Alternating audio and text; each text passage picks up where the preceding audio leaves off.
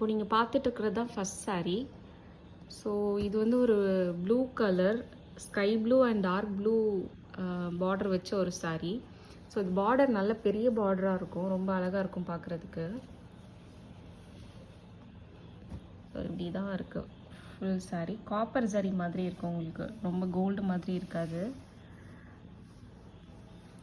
saree ஃபுல்லாகவே இந்த pattern தான். saree ஃபுல்லாகவே இந்த மாதிரி தான் வரும்.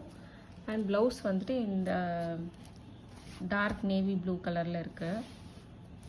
ஸோ ரொம்ப அழகாக இருக்கும் இந்த saree.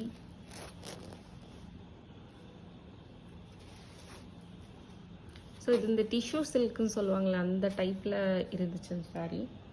ஸோ இதோட ப்ளவுஸ் எப்படின்னா இதே கான்ட்ராஸ்ட் கலரே நான் ப்ளவுஸில் எம்ப்ராய்ட்ரி ஒர்க் கொடுக்க சொல்லியிருந்தேன்.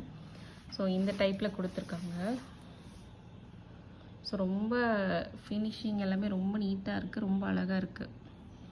ஸோ இது ஒரு எல்போ ஸ்லீவ் ப்ளவுஸு. நெக்கு வந்துட்டு இந்த மாதிரி சின்னதாக ஒரு டிசைன். ஸோ இந்த மாதிரி ஒரு டிசைன் கொடுத்துருக்காங்க.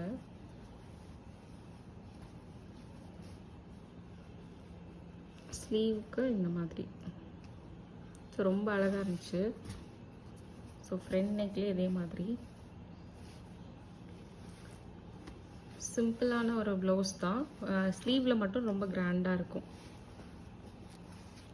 ஸோ எப்போவுமே நம்ம saree பட்டு saree வைக்கும் போது அயன் பண்ணி வைக்கும் போது ப்ளவுஸே இந்த ஹேங்கரோடு சேர்த்தே வச்சுட்டிங்கன்னா உங்களுக்கு அக்சஸ் பண்ணுறதுக்கு ஈஸியாக இருக்கும்.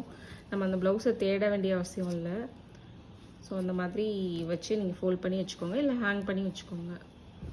ஸோ அடுத்த saree பார்க்கலாம். ஆக்சுவலாக இந்த saree வந்துட்டு நான் காஞ்சிபுரமில் வாங்கினேன், ஏஎஸ் பாபுஷாவில். ஸோ நெக்ஸ்ட்டு saree பார்க்கலாம்.